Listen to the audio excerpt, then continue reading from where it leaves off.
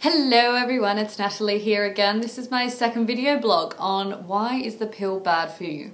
Now I want to say first up, I don't think that everyone should be doing natural family planning or fertility awareness method, and the pill is right for some people, so don't get me wrong on that. I mean, I was on the pill on and off for 10 years, but if you are trying to be natural and trying to look after your body, I would recommend getting off the pill if you're in the right kind of circumstances in your life. Basically, you know, as I said in my previous blog, I'm really starting to be really health conscious, and you know, I'm trying to eat as much organic or you know, hormone-free meat and vegetables as I can. And I don't take any drugs. I don't take the Panadol or anything like that.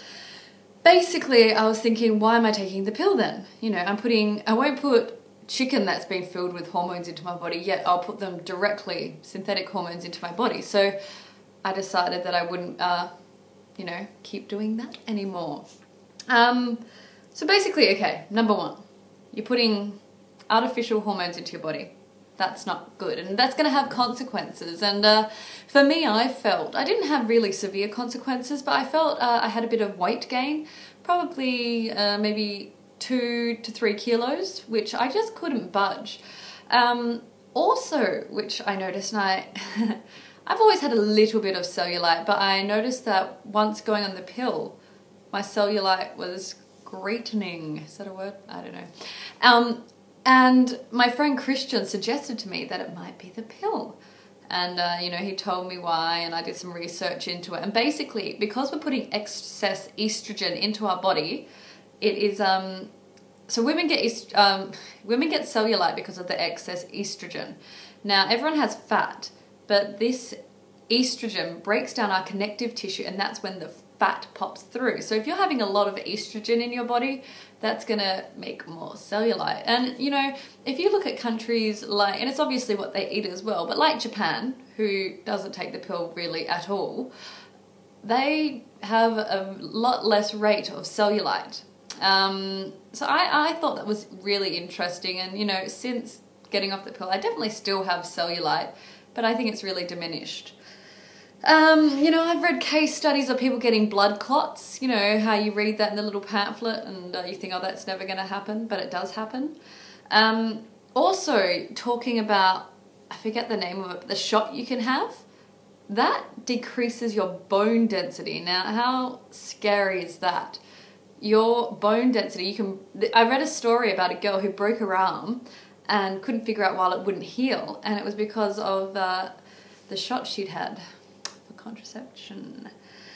Another thing I wanted to talk about, and my friends will know that I've talked a lot about this, is pheromones. Now, that's what makes you attractive to men, the smell of a woman. And, you know, ladies, if you're on the pill and single and wondering why men aren't as attracted to you as you would like, go off the pill, wait till you're ovulating, and see if more men are attracted to you, because that actually happened to me when I came off the pill. I couldn't figure out why all these guys were like, hey, and it was because of pheromones. I hadn't ovulated for, you know, 2-3 years, and suddenly when that was happening, men were suddenly more attracted to me.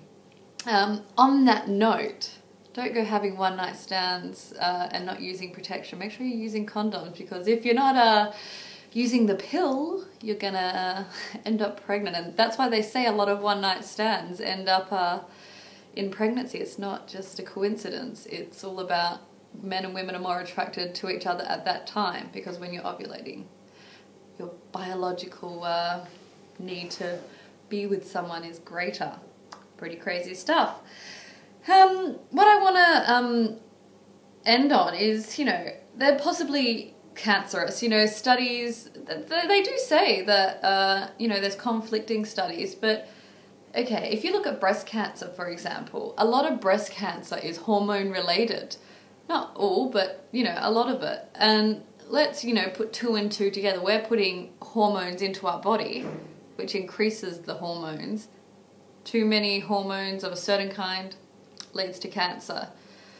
I don't know. maybe, you know, you can say, oh, the studies have said otherwise, but I don't want to risk that.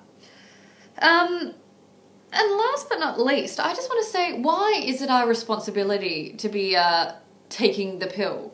In Japan, women don't feel like it's their responsibility. It's the men's responsibility to wear condoms. And yeah, don't get me wrong with this lady comp thing. I'm completely still up on condoms. I think they're great. And of course it protects you against STDs. But, you know, it shouldn't be our responsibility. We are only fertile for 100 hours of the month. You know, 4 or 5 days. Now, a guy is fertile 365 days a year. So I think he should be taking a little bit of responsibility. There's a great parody in that Taking Charge of Your Fertility, which talks about a male contraceptive, and you start reading it and going, oh my God, this sounds awful. What's happening to these men? And it turns out it's a parody. But of course, we're prepared to do that to our bodies, but they're not prepared to do it to theirs. So tell your man to wear a condom. But yeah, that's where I'm going to end today. If anyone has any questions, please just comment below. Thanks, guys, and have a good rest of your day. Bye.